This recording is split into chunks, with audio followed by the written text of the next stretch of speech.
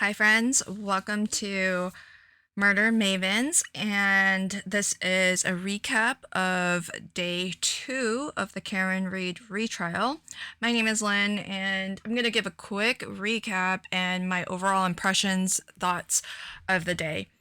The day started with Carrie Roberts resuming her testimony. So, where we left off on day 1, Carrie Roberts had just kind of given some background as to how she knows John, what their relationship was like. Apparently, they were friends, and she helped him quite a lot with the care of his niece and nephew when he took over as their guardian. And so they were close, they were good friends. And I don't know if I misheard, but I think I might have heard in a later testimony that they had gone to prom together. So in any case, she's married with her own kids, and one of her kids was right around the age of, I think, John's nephew. And so that's why it made it convenient to help with sort of child care kid activities. The day started off with her actually continuing to actually tell more about the events on the morning after when John was discovered, because she was in the car with Karen Reed and Jennifer McCabe when they drove around to look for John. And okay, there were a couple things that I found interesting, notable. So as I'm listening to the trial, I'm working with the trial in the background. And whenever I hear something that makes me kind of scratch my head, turn, I'll sometimes like rewind and watch that portion again. And there were a couple moments like that. So the first is, I don't know how many of you watch the behavior panel or the behavioral experts and whatnot, but I love also to learn about things like the science of body language and word choice, and what that could imply or what you can possibly infer. And one of the things that comes up quite a lot with the behavior panel, and I think Chase is the person on that 4-person panel who says this often, is that to look when somebody is describing something, look for detail, peaks and valleys. So where, as they are recounting a story, are the details about what is happening, where are they increasing and where are they lacking? So are they giving a lot of details about things that feel like extraneous? So for example, one of the common examples that they use is in the Johnny Depp Amber Heard trial. Amber Heard was like describing this very graphic assault by perpetrated allegedly by Johnny Depp onto her. And she's talking about like the parquet flooring on in the room that all of this took place in. And that's kind of like not a detail that I think would be very relevant to the story, and yet it for some reason bore mentioning. And so one of those moments came up during Carrie Roberts' testimony, and it was about, she was talking about how Karen Reed, like from the beginning, what happened. Karen Reed calls her at like, butt crack of dawn, and she's all panic, and she just like is screaming, and she yells, "John's dead." And then hangs up or something like that. And then she's trying to figure out what's going on. And Karen either calls her back or she calls Karen back, but they connect again. And they create a plan that Karen's going to meet Carrie, at Carrie's house, and Carrie will drive them around. Because clearly, Karen's a little bit upset and probably in no mental state to drive.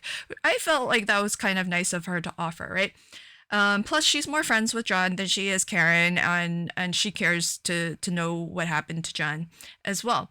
And I kind of saw like a very detailed spike in the fact that she made it a point to mention, as all of this was happening, that she turned on the auto warmer to her car. Like, fancy cars, mine is not fancy, but I have heard of such a device where on these more newer, more fancy cars, you can just like hit a button on like a key fob or something, and it starts the engine in your car, and it actually will start to warm up your car. I don't even know what that feature is technically called. Let me know in the comments below if you know.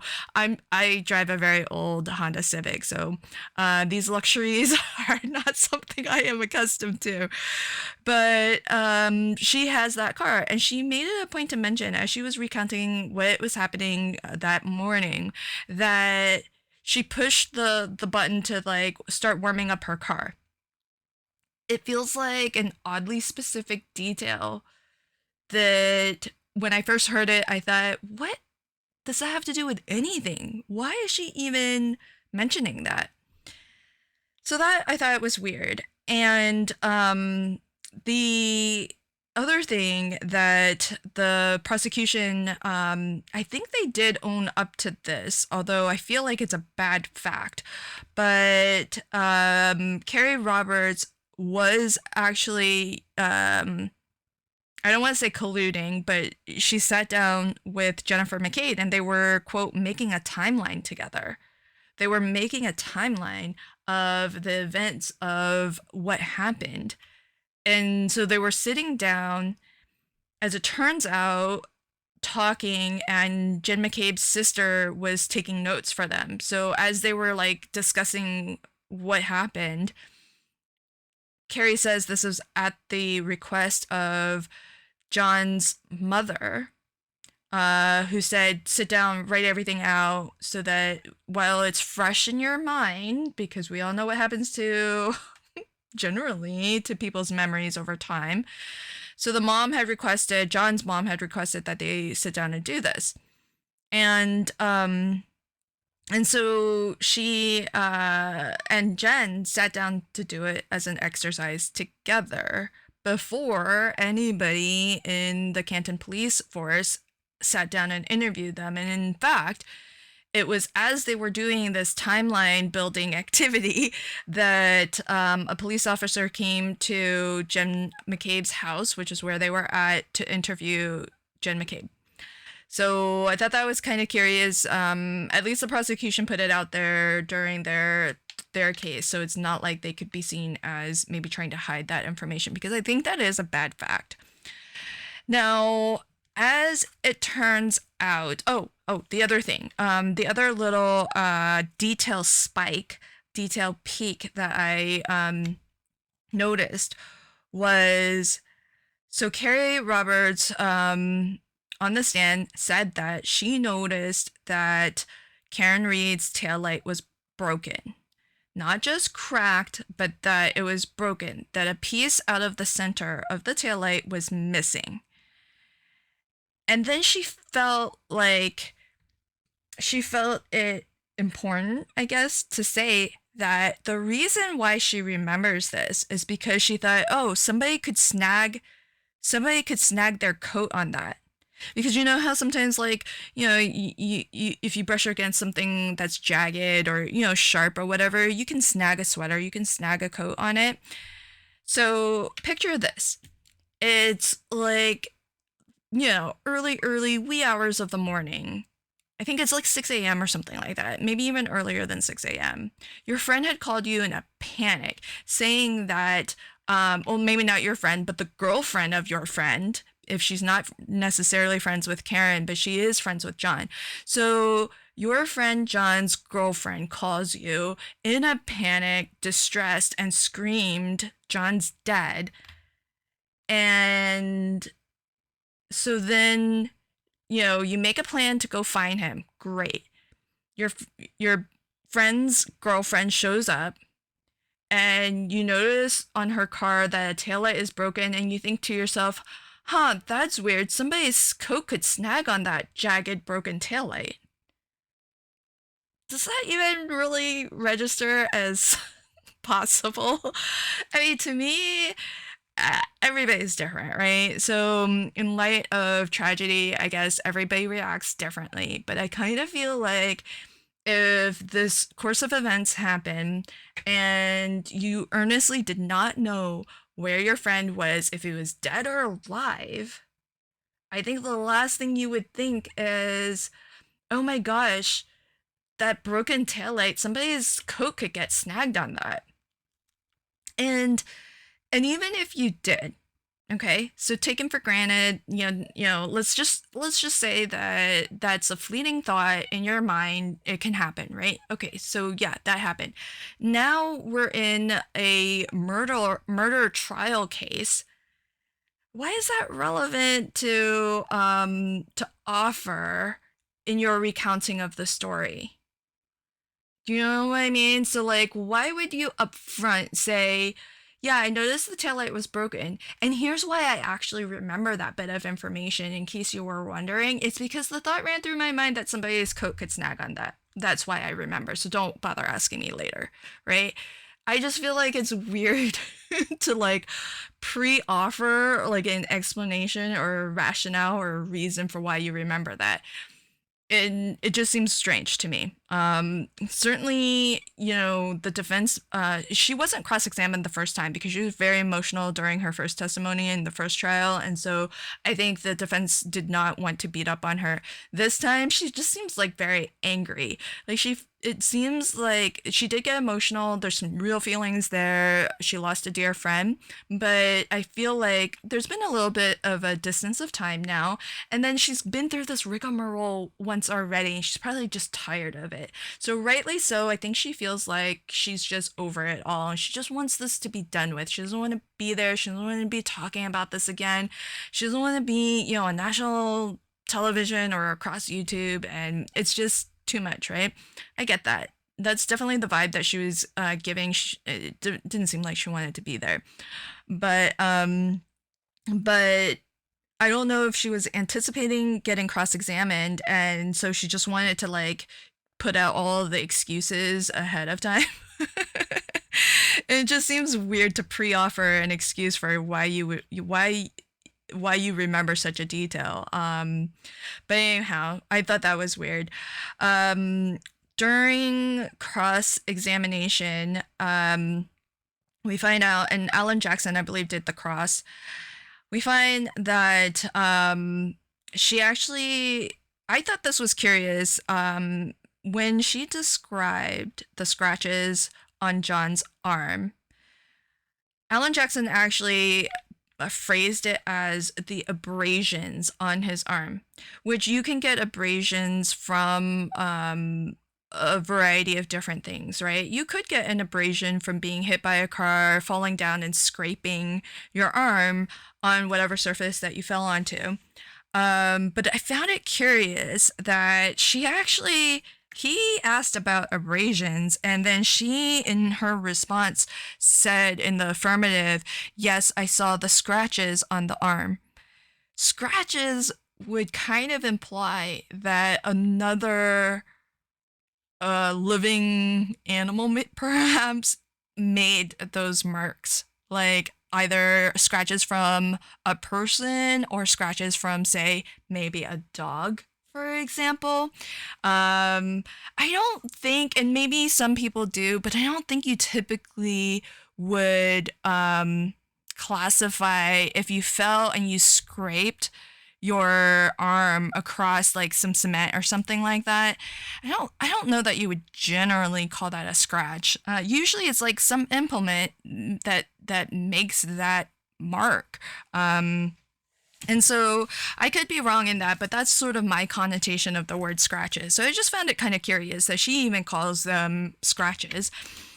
The other thing that was elicited from the cross-examination is that pretty much every time Carrie Roberts has sat down to talk with some member of the prosecution team and or with the police, Jen McCabe talked to her first, including right before trial, including this morning before she got onto the stand. And that could be a very dear friend offering moral support. Hey, I know you're getting interviewed today. Hey, I know you're going to be on trial today. Just want to, wish you the best. Hope it all goes well. or it could be very last minute. Hey, let's work on this timeline thing together. A little bit more of that timeline building. So it just feels like what I took away after the cross examination is that there's been a lot of discussion between Jen McCabe and Carrie Roberts, who before this incident were actually not friends, as Carrie would say, but through this incident and this shared traumatic event, which can happen, it can bring people together when you have a shared traumatic event like this. They've had quite a few conversations. And speaking of quite a few conversations, she says that she has had over 50 conversations with the prosecution team in just in general between, I think, the first trial and this one. And so that just feels like a lot for somebody who's just gonna get up and tell the truth, right? I mean, I would think maybe a handful of times, them interviewing you to understand, maybe gotta get you back in for an interview for some follow up, and then maybe some witness prep, right? I don't know. I've never testified in a trial before, so who knows? But 50 sounds like a lot to me. So, and she's not even like an expert witness. She's a witness. She's not an expert who, anyhow, I don't know. It just seemed like a lot to me. Okay. So, one of the things, okay, so here's another part that I thought was kind of funny, and I don't know how many people heard it, but so, Brennan did the direct examination, Jackson did the cross examination, then goes back to Brennan for, recross or whatever. And at one point he said, "Were you being interviewed by law enforcement?" So he almost said, "Were you being influenced by law enforcement?" It seems like a bit of a slip up. Especially since I know this time the defense isn't really putting forward the conspiracy. Karen's being framed. She's being framed by the police and whatnot. But I feel like bits of that are bubbling. And I think this is the better way to do it if really that's if that's the picture that that the defense team is trying to paint, because let the jury come to the conclusion on their own, right? If they see some weird collusion between witnesses, if they see some coercion or influence between either the witnesses, the officials, the police, etc. But I just thought it was funny. It was a little bit of a slip up that that he was about to ask if she was being influenced by law enforcement. And then at the very end, Judge Cannoni, as she was letting Carrie know that she was done for the day, she can step down, she actually called her Miss McCabe. And this is so funny to me because essentially the defense had railed on and on about how much Jen McCabe and her were talking, how much Jen was talking to her right before every time she went in to talk to some authority or somebody on the prosecution team, or had to testify in front of anybody, any jury or in any trial, because there's been the grand jury and then there was the first trial and et cetera, et cetera. And so a large portion of the defense team was spent on really kind of making the connection that essentially that she and Jen are trying to get their story straight, and that there's been a lot of touching base, and she's already admitted to the fact that they were sitting down to make a timeline together. And so all of these additional touch points are probably refreshers to make sure that that timeline stays as it was created initially. And so it's funny to wrap up her to wrap up her testimony. Even the judge calls her Miss McCabe. Because it certainly kind of feels like maybe Jen McCabe is the person who is influencing Carrie Roberts. So I think that took up a good portion of the day. Then the next witness to take the stand was Nicholas Guarino, and he was their phone expert. So he testified to how before I talk about this, hold on. It did dawn on me why. Because the whole thing about the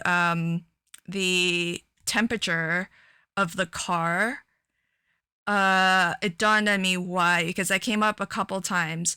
Brennan kept on asking her, was the car warm? Like, he was asking her questions. Well, when she first talked about starting the engine of her car to warm up the car as she waited for Karen to get to her house for them to drive around looking for John, she offered that up on her own. And then later in the middle of her testimony, they're at the crime scene, or not the crime scene, but they're at the scene where John O'Keefe was found, and which I think was a crime scene.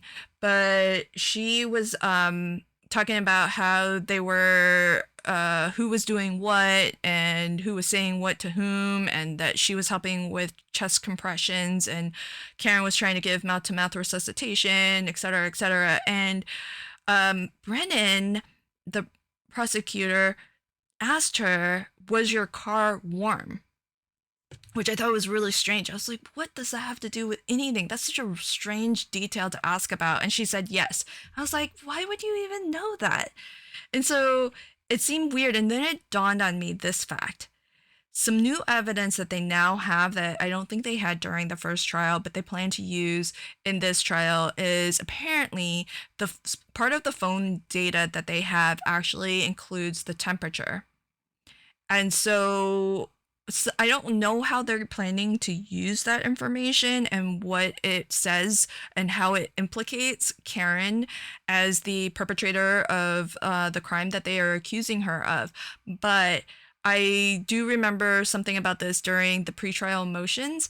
And so I think he's building these crumbs. He's building these, data points.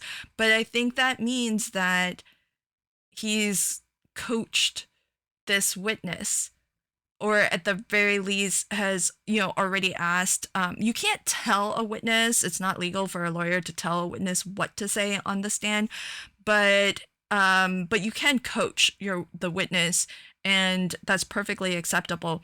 But I don't know, because I'm not a lawyer, I've never been through the process myself, I don't know how much you're allowed to actually say, what you plan to ask them, and because it's weird that she offered the information that she turned on the remote heating thing that she wasn't asked directly about. She offered that information as she was just recounting the story of what happened that morning. But later he directly did ask her, was the car warm? It's all leading somewhere, but I don't actually know where. Okay, so then we move on to Nicholas Guarino, who is the phone extraction expert. And there was some direct examination, but then Brennan said that he would like to stop there and then reserve the right to recall the witness. And so there was no cross. And basically, Nicholas Guarino was the person who handled the phone. I think more than just John O'Keefe's and Karen Reed's phone. I think everybody who had to turn in a phone, it went through him, and he was talking about his process for extracting the information and using Celebrite and all of that stuff. And, where he got, they were trying to kind of speak to proper, or at least try to imply that the handling of the phone as evidence was done appropriately, that it was secured, and that it could not be um, accessed or tampered by individuals outside of the few handful of people who had access to it, or whatever, and the process for actually extracting and taking a mirror image of the phone. And I think one of the things that they were trying to hammer on a little bit, I'm not sure, is that they couldn't get into John's phone because they didn't have the passcode, and the software did not let them kind of break into the phone. And so sometimes you could put a security thing on your phone where if you guess the password too many times, it like wipes the phone. And so they don't want to do that. So then their software won't let them unlock the phone. And so they had to make a request to actually get his code, and that somebody eventually supplies that to him. But I think they made a point to say that that wasn't the case with Karen Reed's phone, that they had possession of the phone. It was the same thing. They didn't have the code to unlock it, but rather than somebody handing over the code for them to access it directly, they had to wait until there was a software update that would have the feature functionality to unlock a phone. And so that's why her phone was not examined for like another 6 months after the fact or whatever. And so I don't know the relevance of that, but that was something that they hit on. So his portion was pretty short. The next witness is Daniel Whitley, and I didn't really find too much of value here, but he seems to be part of the fire department, acquaintances, and maybe friendly with Carrie Roberts. They live rather near each other in the same neighborhood. Carrie organizes these neighborhood block parties, and Daniel has in the past volunteered to help out. And for example, she like asked if somebody might be able to bring a fire truck by so that the kids, have something fun to kind of do.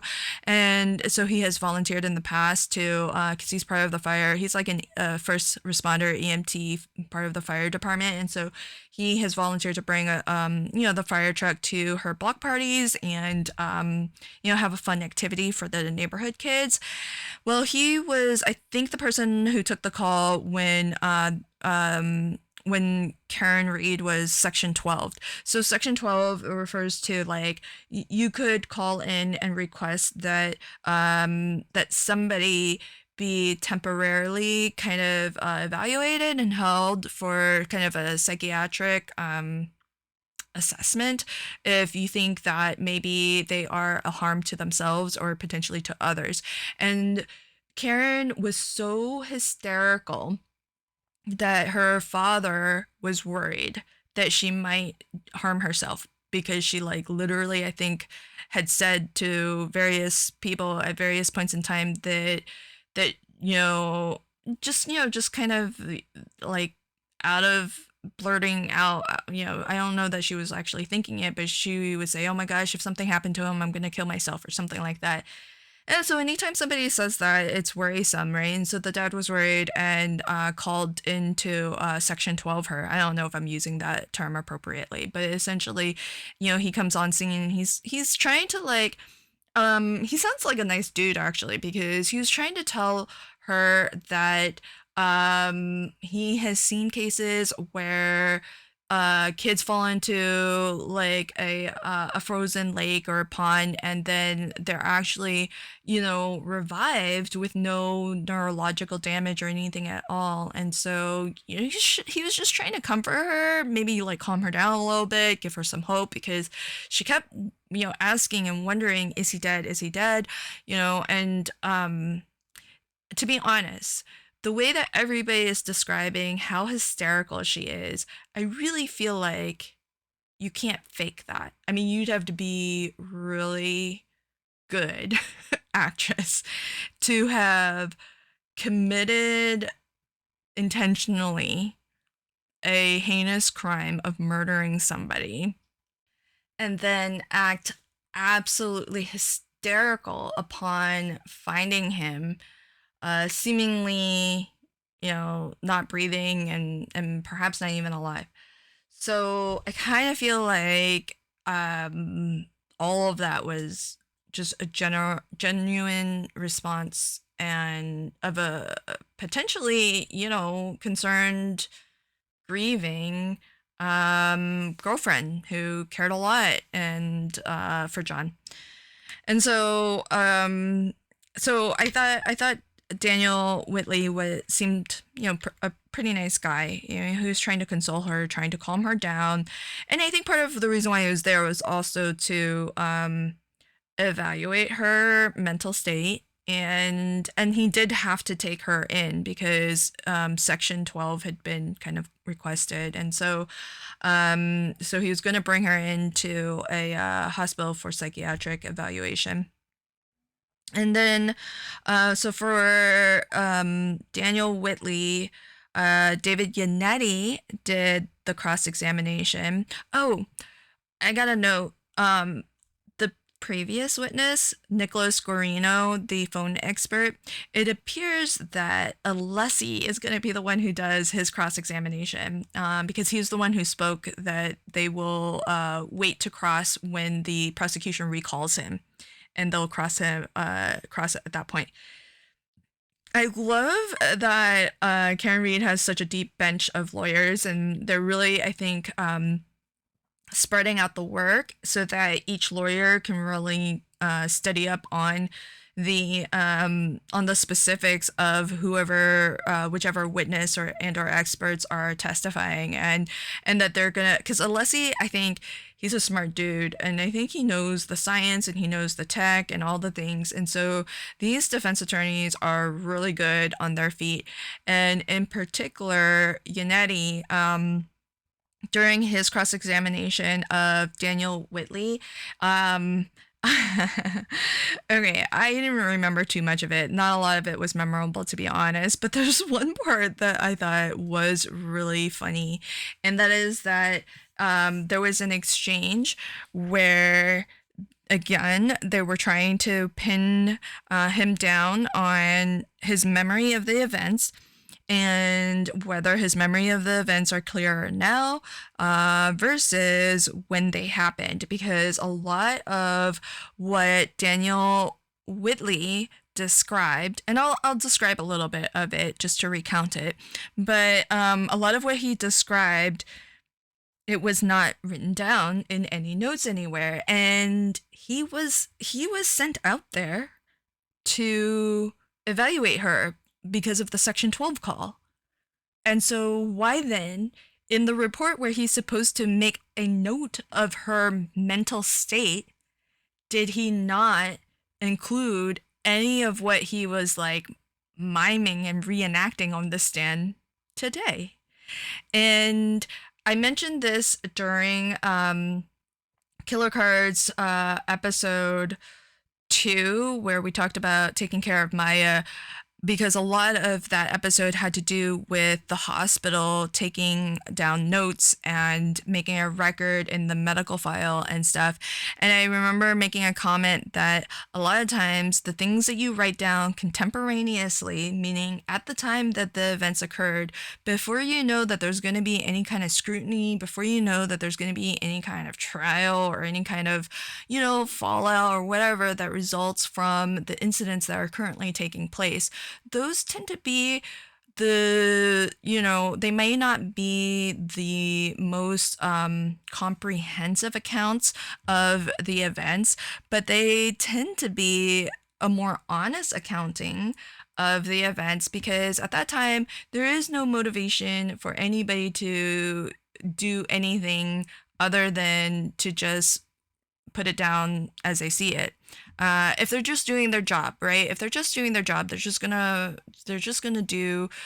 It's just like the normal course of business as usual, right? Before all of the hubbub and all of the drama and all of the people who might be influencing you one way or another, or any pressures that you might be feeling that are put onto you, or that you are applying onto yourself for any reason. And so a lot of times when you see somebody, or read somebody making contemporaneous notes, it can be very telling, right? And what they don't know can equally be telling.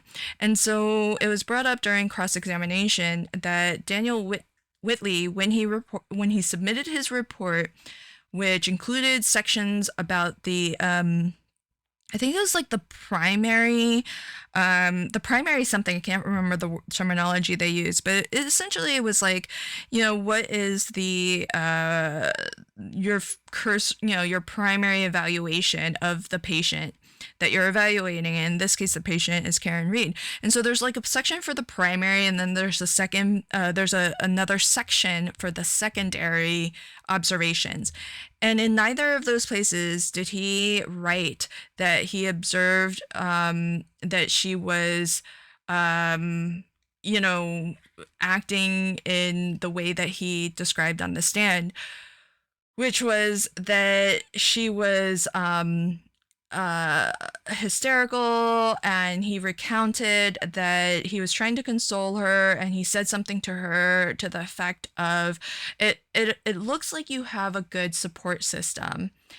And I think that's kind of a nice thing to say, right? To let her know, hey, people care about you. You got people here who care for you. And I think that's good if you're sent there because somebody's in like extreme emotional distress to the fact that they might harm themselves, right? So I think that that was nice of him to say that. And then he says that her reaction, though, is that she's got her face kind of burrowed into her hands, sobbing and stuff. And upon hearing him say that, she reacts to it in a way that begs him to explain. And he says, well, your friend Carrie Roberts here is here for you. And she's like, well, do you even know Carrie Roberts? Because anyone who knows Carrie Roberts wouldn't say that about her. Meaning that Karen was being disparaging about Carrie Roberts. It just seems like a weird, and it might have happened. I don't know. But the fact that she's like kind of sobbing, and like he's describing her as inconsolable and stuff like that, like none of that really makes it into the report. And there were a few other things that he was like describing now that he didn't make note of, but seems to be making a big deal of now that he's testifying on the stand as a witness for the prosecution. So that was my basic takeaway, although I found the guy to be pretty likable. And the funny part about that is they were talking about like a person's memory, does it get better now with time? And Yannetti says, your memory doesn't get better over time, does it? Are you saying that your memory gets better over time? And Daniel Whitley, the witness on the stand, says no. He's not saying that his memory gets better with time. Yeah, and David Yannetti says, because that would be crazy, right? And Daniel Whitley says, yeah. Meaning, yeah, that would be crazy for somebody to say that your memory gets better over time. Harkening back to day one when Timothy Nuttall said that his memory does get better with time. I just think it's really funny. So now you've got a witness saying, yeah, that's crazy for somebody to say that their memory gets better over time. So those were my big takeaways from day two. I think that Daniel Whitley is not done on the stand yet, because I think that there was something the prosecution wanted. There's a video or something that the prosecution wanted to play, and there was an objection to that. So So the lawyers had to go up for a little sidebar with the judge, and then she called it for the day. So I think tomorrow we're going to start on the stand with Daniel Whitley. So I would love to know what your thoughts are if you're following this case. Let me know in the description box below. And Wendy and I are trying to grow this channel. We're pretty small, so if you don't mind, hitting that like button and sharing this video out to help us get noticed, we would greatly appreciate it. And I hope to see you in the live chat on April 28th when we talk about Alex Murdaugh. Thanks again, and I'll be back tomorrow, hopefully, with another daily recap of the Karen Read retrial. Bye.